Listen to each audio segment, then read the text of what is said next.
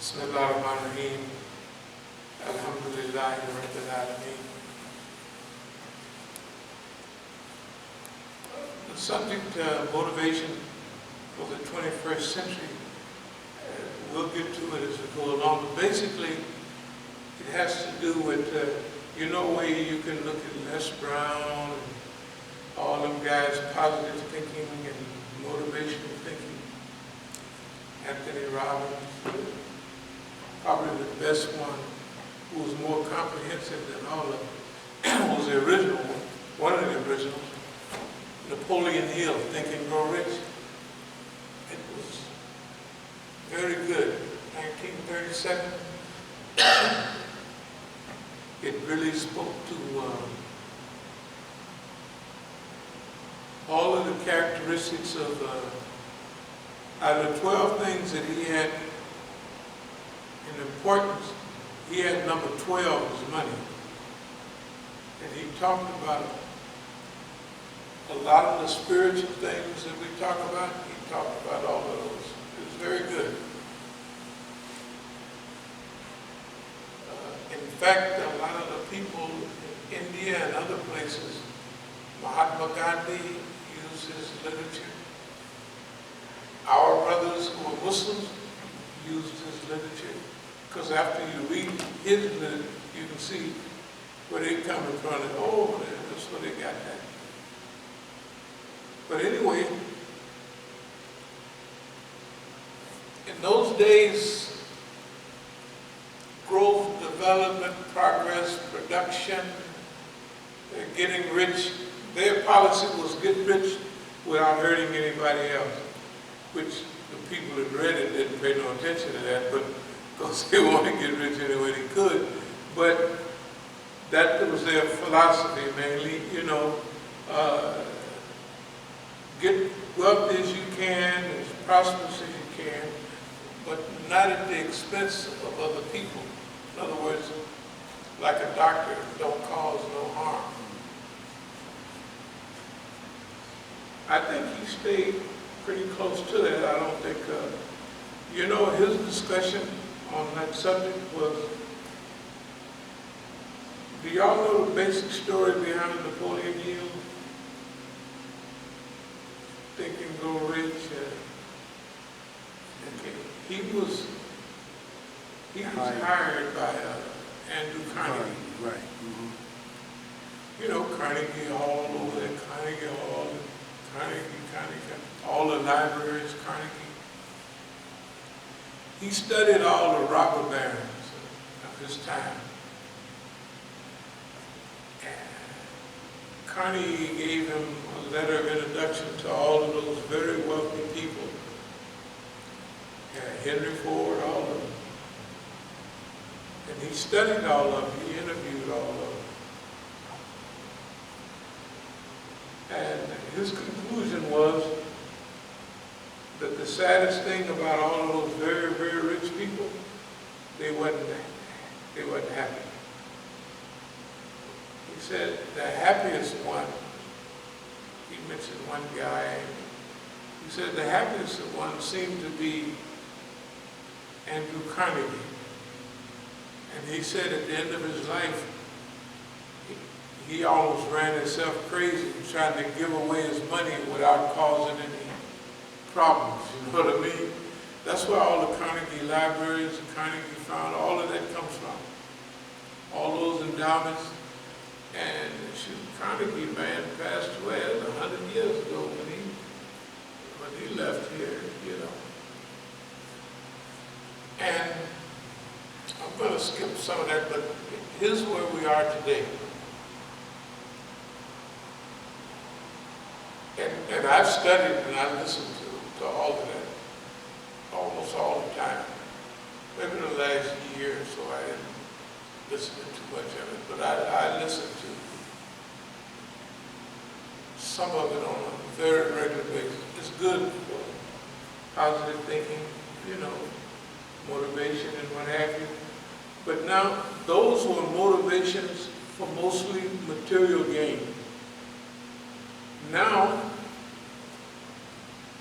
my belief is that we're in a new dispensation where we have to teach a new type of inspirational and motivational talk for the early part of the 21st and middle part of the 21st century. What we have to discuss is in a way of motivating people, but motivating them in a way where it's not mainly, the goal is not physical wealth, but well-being. Motivating the people with an earth-first type mentality, you know. In other words, a mentality of not wholesale greed and materialism, but now ushering in a new world, and that new world in the first stages would be less materialistic. Because right now, during this stage, maybe during the first 20 years, we have to I believe, set 20 years aside. Basically, my view is this. However we get together as a group of people in the world, that we have to have an intermediary period that is about 20 years to solve the world's problems. And in order to solve the world's problem, we should institute a temporary system. You know, this is a system to clean. This is time we're going to clean up, straighten up the earth. Then after this, pretty straight, we all agree, then we can devise the type of global, regional, all those programs that are, number one, earth first, and number two, human-centric. Number two is human-centric, not now for us, we know that Allah is all in all, but we're talking about the globe, and we're talking about, for instance, if we instituted any system here in America, let's say we had 10% of the input. Well, maybe our 10% input would be, well, we don't want any interest or riba or anything like that. Okay. Now, that would be our contribution. Whatever else you're going to do, that's you got y'all's 9 points. And each one got it, you see, where now if somebody asked us something, we would be happy to volunteer what our thoughts is on that. But this Earth First human-centric program means that you would respect the earth. You know, like, imagine, well, the people don't even respect the earth. They just think you can take, and never give anything back. Everything in the old days, it was natural before plastic and all of that. Everything that came out of the earth went back into the earth and it decomposed, and that was fine. But now we've chemically altered things where they don't break down. Plastic, some of it will break down in 10,000 years. So we're in a different time. What I'm trying to say is that we have to have a motivation that would be first earth-centric, earth first, then human and animal-centric next. We would put ourselves second, but we always been putting ourselves first. In other words, if we needed to conserve whales and all of that, we would put that before us. Of course, we're going to feed ourselves, we're going to do all of, actually we're going to live a pretty good life. Because technology is now, the point is where we got the freedom to spend all of that 20 years cleaning up the earth. Before, because see, for instance, it'll take 5% of the population to feed us and do all with machines the way they are, right? So we'll have time to traipse all over the world, cleaning it up, right? R&D, research and development, so when we crank up again full blast, or however we crank up, we would be more conscious. We could use our universities and all kind of things to teach these new possibilities. Since this is experimental, we would be teaching possibilities in universities. And of course, universities, anybody can go. Anybody can work wherever they can scuba dive and clean up plastic. They can go out and farm it. We can do basically what we want to do. But in this period, I believe the motivation would be more along the lines of less materialistic and more quality over quantity. We want to live a good life. Now, you know, there's some basic rules and guidelines about happiness. The best one I've heard is that people have a picture of success for themselves.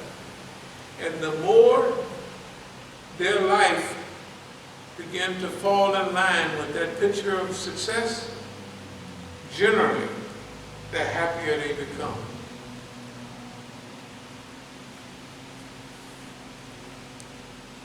So, we want to start out with a little review, because people are going to have confidence in where we're coming from. Remember, one of the things Sayyid Qutb especially mentioned it, As-Sabiqun, those who show the way.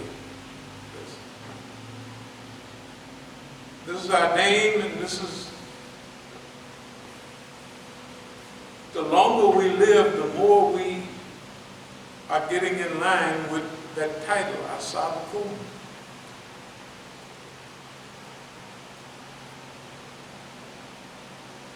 The other day I was talking about something about sometimes the system will try to divert you from where you're going, but its diversion will be a shortcut to where you really wanted to go. I'll give you an example. In 1966 in Oakland, after a brief study of personally, the system came up with the idea, this is a natural leader. He's been natural leader all his life, you know. Okay. So I'm this 20 years old, this 65. And I mean, I have a good job. Not a good job, I have a regular job. But now they would be considered a good job. It paid the standard salary in those days. And I worked overtime because I thought if I worked in the penitentiary for nothing, well, technically, fighting forest fires, they paid us 50 cents a day and stuff like that. So anyway, imagine in those days, if you worked Sunday and holidays, you got double time. All the other time, you got time and a half. So I was knocking over 8-hour shifts like it was nothing. Because I wasn't going anywhere and I wasn't doing anything, so why shouldn't I work another 8 hours, right? And I get time and a half for it. They used to make a joke, and every time I get paid, they throw a party in Washington. Because, you know, I was single, I didn't have nothing to write off on taxes. So anyway, so the system thought of me, I was one of the first well-known Muslims in Oakland, you know, that followed the Nation of Islam. And everybody knew that I was Muslim. So I was probably better known than the whole Muslim crew, you know what I mean? And so people knew I didn't eat pork. They even knew I was a vegetarian, you know, like the old vegetarian. And I didn't smoke, I didn't drink, and all of that stuff. So that was a good example. I'm going to speed up. The government looked at that and they said, this is a danger.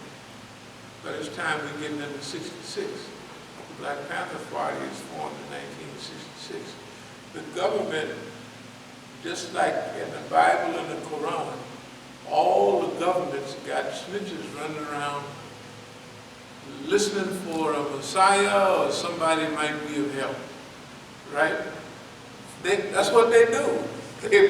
All of them do it, they've done it, and they continue to do it. Did anybody come along and might, have you heard of anybody that talk against us? They might be up to something. They say, well, this is a baby born, don't be born this age. They just heard that it might be somebody. Like Moses' time, they didn't have a name, address, or nothing. So they just killed everybody around that age, a little above, all the newborns. Same thing with the biblical Esau, right? The biblical, they said, we'll just kill everybody, all the babies around that age. You know, if he hadn't come yet, he might be coming.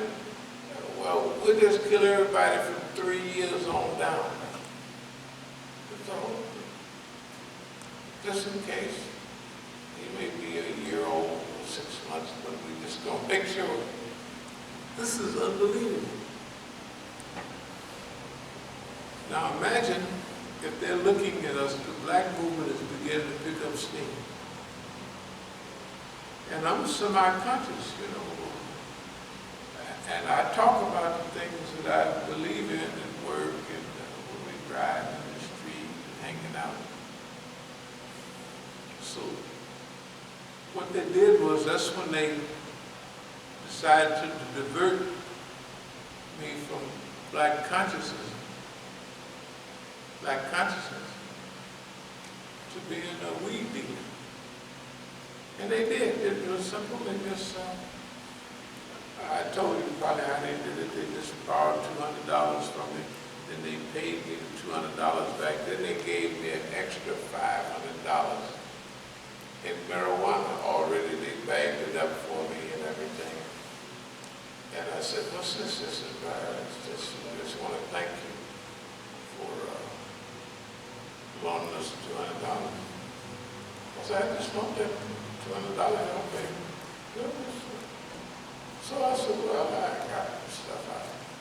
So I went around in the neighborhood. I went up to the regular spots that I would drive by when I was going to work or coming from work or hanging out. So I stayed by 85th, Brookfield, Village, and Granny Park. In less than a week, I had sold like $500 and $10 a while. Of course, you know, at that time, that was a lot of money. I said, man, hey. So I went to my partners that gave it to me. I said, how did this weed come? I mean, how you, now, don't forget driving over to San Francisco to the temple. I used to let everybody smoke weed, and you know, they were smoking weed. I mean, I wasn't just around, y'all can't. I didn't care. They smoked weed, right? And they smoked weed all in the car. In fact, I believe I was contact high going over there. You know, I believe I had a little contact high. So anyway, I sold the marijuana. The long story short, I got into the business, and 3 years later, instead of diverting me from black consciousness, just pay attention to this, instead of diverting me from black consciousness, I've established now East Oakland Enterprises by 68, when King went to, what's the name, Chicago, right. I did it in Oakland. I mean, I actually did it. He didn't do it, and neither did anybody else in the United States that I heard about. So we're unique already, but Oakland was the right size. It was the right everything. It was just, and it was politically conscious compared to everywhere else. It fit in with what was going on. So instead of diverting me from black consciousness, they drove me right up to the black conscious door and dropped me off with a pocket full of money and the black conscious ideas.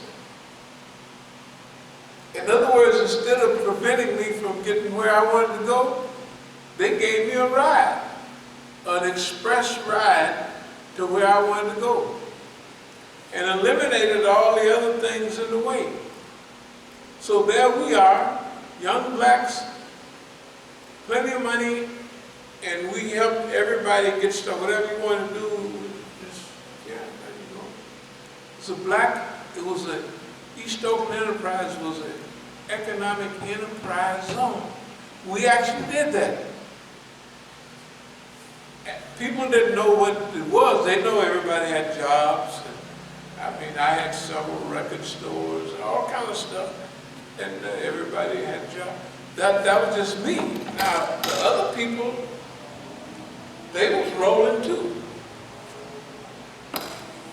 Other people was rolling too. They wasn't rolling the same way as I was, but it was other people developing, progressing, expanding their ideas. And money came into East Oakland. It didn't go out of East Oakland. See, remember, that is always a rule of economy.